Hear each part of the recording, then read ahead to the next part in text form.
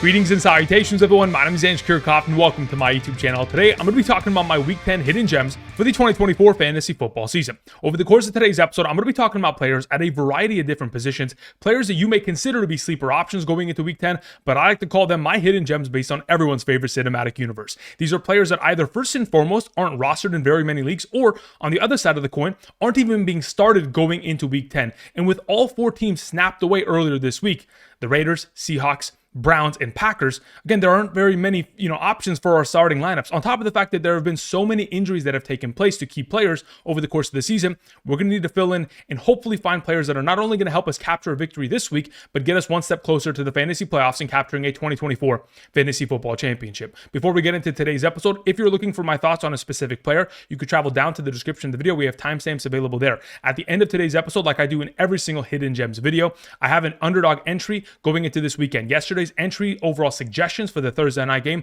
both hit. We're going to continue that momentum going into this upcoming weekend. So again, while you're down in the description, if you haven't checked out Underdog, check them out today. Click on the link and travel on over to the website. When you sign up using code Andrew and make a first-time deposit minimum of $10, not only will you be able to claim the first-time deposit offer, potentially tail the coming picks that I'm going to suggest, but also get my rankings every single Sunday morning for the remainder of the season. These rankings will be emailed from me directly to you, including half PPR, full PPR, all-encompassing rankings at every single position, including flex. So for those of you interested in taking advantage of the opportunity, check out the map to the right side of the screen to determine your eligibility based on your current location. If in fact you are not eligible by your location, or if you've used my code or somebody else's code in a prior season, you can always check out the Patreon to find rankings there and unlimited questions answered. Thank you very much for all the support. All right, so let's go ahead and begin with the first hidden gem of the day. It is AMARI Cooper, wide receiver of the Buffalo Bills, as this week's Soul Stone. As we all know, the Soul Stone requires a sacrifice of something that we love. And most recently, we have really loved the overall opportunity share and production that we have seen out of rookie wide receiver Keon Coleman of the Buffalo Bills. But unfortunately, it has already been designated based on his injury that he, of course, had last week. He is out going into Week 10. Therefore, AMARI Cooper has an opportunity on hand to truly have a breakout performance here. When we talk about AMARI Cooper, obviously most recently traded to this organization back in Week 7 in his first overall week with the team. 5 targets, 4 catches, 66 yards, and a receiving touchdown, playing only 35% of the offensive snaps within that given week. But as we have progressed, obviously last week missed due to an injury, and now has an opportunity of playing his second full game with the organization. Very similar to DeAndre Hopkins last week, in which I suggested him as a hidden gem. This is a wide receiver that has been traded midseason and now has an opportunity of playing their second full game with this organization. And now that you've learned this entire offense for multiple weeks, there will be far more comfort and far more kind of rapport with the starting quarterback, Josh Allen, which is only going to elevate their overall production. On top of the fact that one of the situations in which really elevated the overall potential of DeAndre Hopkins last week was the absence of Juju Smith-Schuster. Now, of course, in the absence of Keon Coleman, AMARI Cooper has an opportunity to step up. Now, when we talk about AMARI Cooper missing last week, yes, he is still dealing with a wrist injury on his left wrist, but he is limited in practice every single day over the course of this week. And earlier today, I did receive confirmation that he was catching passes at practice. Therefore, the anticipation is that he is going to be suiting up and taking on the Indianapolis Colts this upcoming weekend. The Colts are the 7th best matchup at the quarterback position, allowing 28.83 fantasy points per game and a half PPR. Again, an advantageous matchup that a bunch of wide receivers that have played on the outside have dominated against. Specifically, let's talk about the most recent overall performances. Justin Jefferson, 7 catches, 137. In the same game, Jordan Addison, 5 for 42 and a touchdown. Naylor scored a touchdown as well. Tank Dell the week prior, of course, 4 catches for 35 and a touchdown in the same game. 80-plus receiving yards from Stephon Diggs prior to his season-ending injury. BTJ, 5 catches, 122 and a touchdown. George Pickens, 7 catches for 113. A bunch of wide receivers have delivered against the secondary, so why not AMARI Cooper in a breakout performance? Another week under his belt in terms of learning this offense and able to build a rapport. Currently only being started in 43% of Yahoo leagues. I think that number is far too low, especially on the precipice of a huge breakout performance for the Buffalo Bills, and to go ahead and continue for the remainder of the season as the #1 receiving option potentially for the Buffalo Bills. All right, moving on to our next hidden gem. We have Taysom Hill, this week's Reality Stone. And the Reality Stone calls for the reality of the situation. As of right now, of course, the New Orleans Saints are most recently coming off of a week in which they fired their head coach. And hopefully the head coach firing is going to give this offense and this team the boost that they require in order to take on their division rivals in the Atlanta Falcons. Now, earlier this season, these two teams took each other on, and Taysom Hill found himself with an abundance of overall success in that game. 6 overall carries for 24 rushing yards and 2 rushing touchdowns, 14.4 fantasy points. And he was able to accomplish this only playing 15 snaps prior to his injury. So again, going into this week, you would assume that there's a lot more potential for activity for Taysom Hill, because the reality of the situation is Kendre Miller, one of the backup running backs on the injured reserve. Jamal Williams, who also missed the game last week, is injured and did not even practice earlier today, which is not a good sign for his overall participation by the time we get to Sunday. Chris Olave and Rashid Shaheed, as we all know, are both out, which means even more target opportunity for Taysom Hill.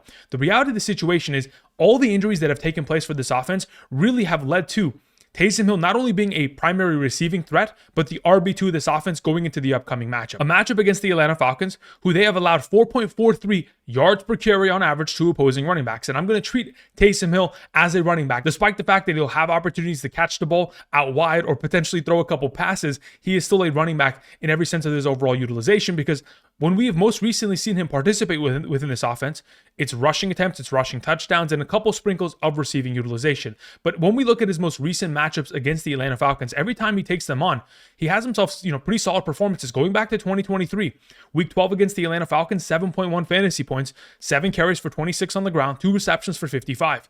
In Week 18 against the Atlanta Falcons, 6 carries for 51, 4 targets, 4 receptions, 28 and 9.9 fantasy points. Of course, his most recent performance in Week 9 of the 2024 fantasy football season, very similar overall production and, of course, opportunity share. So if that's only going to continue with him getting more and more snaps, the last 2 weeks having played 29 and 35 snaps overall, which is significantly more than anything that we saw earlier this season. Of course, they want to utilize him more because of all the injuries that have taken place. Not only is he going to be able to find success on the ground, but also through the air. Last week, amongst all receiving options for the New Orleans Saints, he saw the first read on 20% of the overall passing attempts. There's a reason why he had 5 targets. And the Atlanta Falcons thus far this season, allowing over 9 fantasy points per game and a half PPR to opposing tight ends. They are the 13th best matchup in that conversation. We've most recently seen tight ends such as Jake Ferguson, 7 for 71, Otton, 9 for 81 and 2 touchdowns, Fant for 4 for 65, and Jatavion Sanders, 5 catches for 49. A lot of tight ends have succeeded, and even though he's going to compete with Foster Moreau and JAUAN Johnson in order to get more targets, the fact of the matter is they don't really have any viable receivers. So they're going to continue to look in the direction of Taysom Hill. He's currently only being started in 26% of Yahoo leagues. That number needs to jump, especially with all the overall potential of opportunity he's going to be given within the upcoming matchup. All right, let's move on to our Power Stone. We have Austin Ekeler. Now, the last time I suggested Austin Ekeler within the overall hidden gems, it was a week against the Carolina Panthers in which he did absolutely nothing. And boy, do I still regret that overall decision, even though, again, it was a fantastic matchup, the best at the overall conversation. But going into this week, we have a little bit more confidence in Austin Ekeler because of the current absence of Brian Robinson Jr. For a second consecutive game, we have confirmation that Brian Robinson Jr. will be out. Therefore, this week's Power Stone, typically a power back, is going to be Austin Ekeler. And very similar to last week, even though Rico Dowdle was our power back last week, and even though they're not technically power backs, they're going to be asked to do a lot on the ground, especially within the upcoming matchup, taking on the Pittsburgh Steelers for Austin Ekeler. Now, the most recent performances in which we have seen Austin Ekeler play without Brian Robinson in the lineup. Week 6 against the Baltimore Ravens, played 80% of the offensive snaps. Most recently in Week 9 against the New York Giants, only played 47% of the offensive snaps, and it wasn't in a game in which it was a blowout, but they wanted to get more utilization out of the other running backs, McNichols or Rodriguez. Now, going into this week, again, we have to understand that Austin Ekeler is still going to be the primary back, coming off of a performance of 11 carries for 42, a rushing touchdown, 4 targets, 3 receptions, 41 receiving yards, and nearly 16 fantasy points in a half PPR. So again, great overall production. The assumption is that he's probably going to be in the top 18, top 15 running back conversation when it's all said and done by the end of the week. So we're obviously firing him up in the absence of Brian Robinson Jr. Now, yes, is there a rotation within this backfield? Last week, Chris Rodriguez Jr. getting himself just as many snaps total as Austin Ekeler, and also out-snapping Austin Ekeler near the goal line 5-3. But when we talk about Austin Ekeler and what we can potentially anticipate to see, he's going to be the primary receiving back, but also still be given the vast majority of the overall rushing attempts early on in this game. And if in fact we get into a conversation in which, of course, they want to utilize more Christian Rodriguez, that's fine, because this backfield has utilized 2 running backs over the course of this entire season. But the number one, which will be Austin Ekeler, will always be more relevant over the course of the game. Now, taking on the Steelers, even though it is not an advantageous matchup per se, they're still allowing 11.1 fantasy points per game on the ground. They're allowing over 4 yards per carry on average to opposing running backs this season. And in the last 3 games, they've allowed a minimum of 1 rushing touchdown to each of the last 3 backs they have played, Madison, Hall, and Tracy. But most recently, Tracy, prior to the bye week, ran for 20 carries and 145 rushing yards. Ridiculous overall numbers. I don't expect Austin Ekeler to get to that level of production, but in the absence of Brian Robinson Jr., we are anticipating top 15, top 18 overall production out of him within the upcoming performance. That's why he's this week's Power Stone. All right, moving on to JAUAN Jennings, wide receiver of the San Francisco 49ers as this week's Space Stone. As we always talk about, the Space Stone is a wide receiver that is going to shoot for the moon and fall amongst the stars of the fantasy football landscape. And quite frankly, no better than JAUAN Jennings coming off of the injury to have himself a huge performance in a really advantageous matchup. Now, of course, the last 2 games in which the San Francisco 49ers have played, it has been in the absence of JAUAN Jennings due to a hip injury. But now that he has an opportunity to return, he is going to be filling into the vacated role of Brandon Ayuk, which again is very valuable. Now, even though the overall target opportunity isn't going to consistently be there, what JAUAN Jennings has done thus far this season with Brock Purdy gives me that much more confidence, because over the course of this season, he has the 7th highest quarterback rating when targeted, 134.5. Again, amongst all wide receivers with at least 10 targets minimum. Not only that, when we talk about the overall connection with Brock Purdy, not a single time has Purdy targeted JAUAN Jennings and it has led to an interception. They continue to have a great overall connection.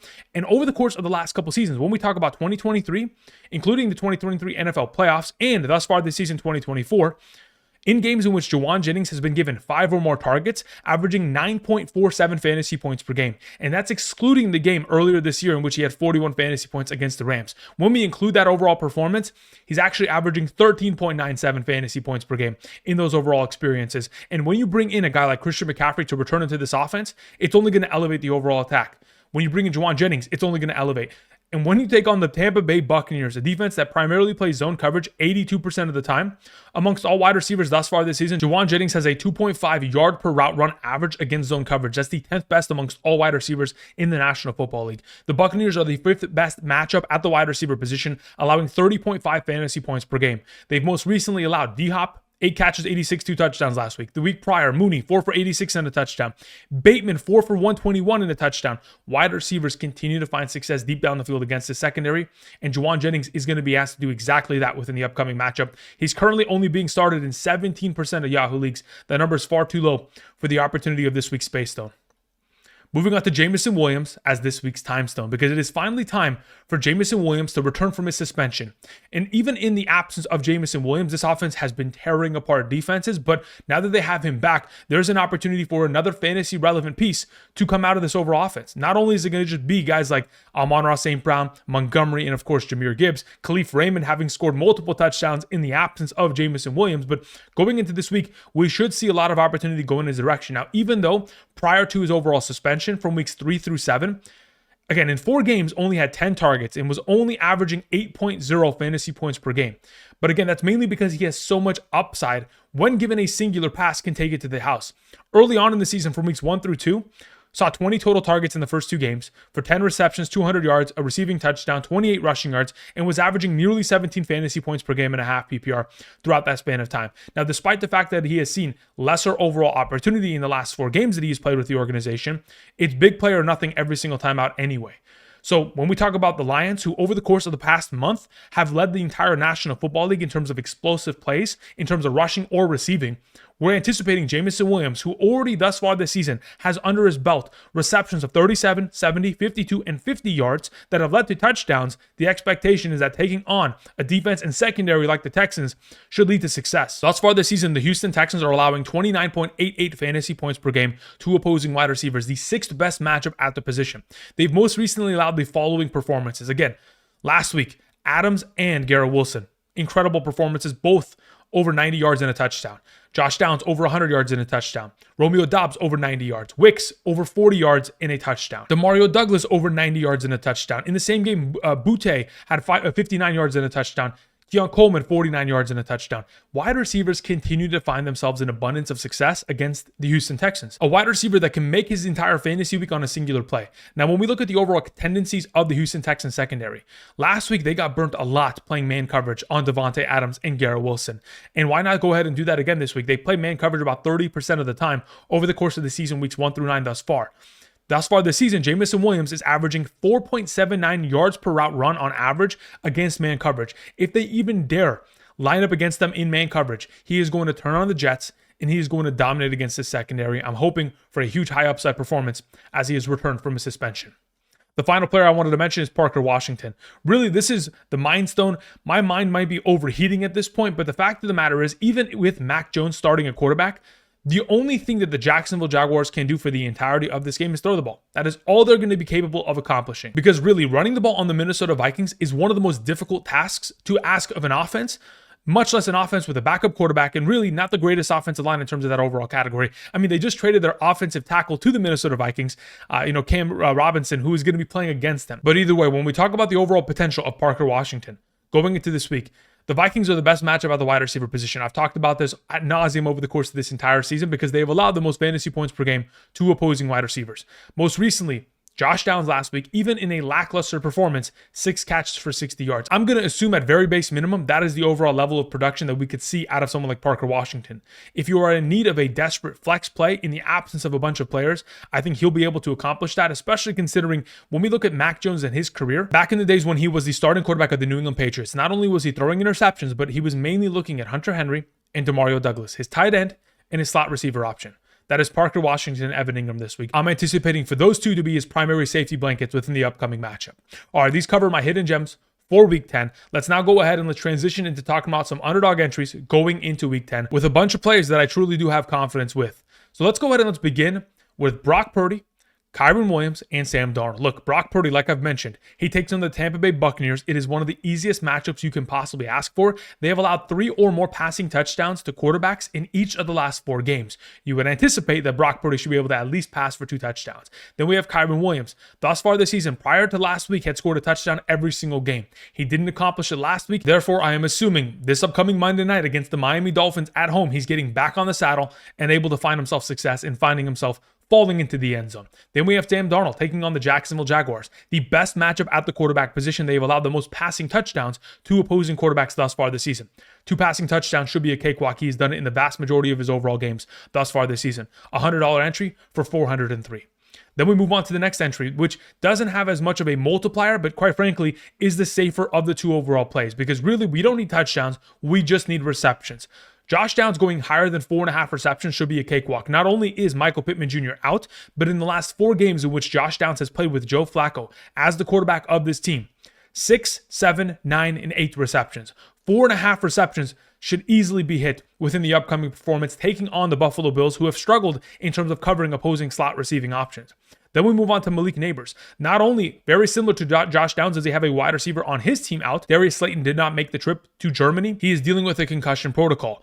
And when we talk about the overall production of Malik Neighbors, going higher than 5.5 receptions should be easy because he has done it every single game thus far this season on the road. When we talk about Daniel Jones and his home versus road splits, there's a huge difference in terms of his overall production and the overall upside of Malik Neighbors. In the 3 away games that they have played, Malik Neighbors, 7, 8, and 10 receptions, has an opportunity of taking on the Carolina Panthers of all secondaries that, again, have allowed the following performances to number 1 wide receivers.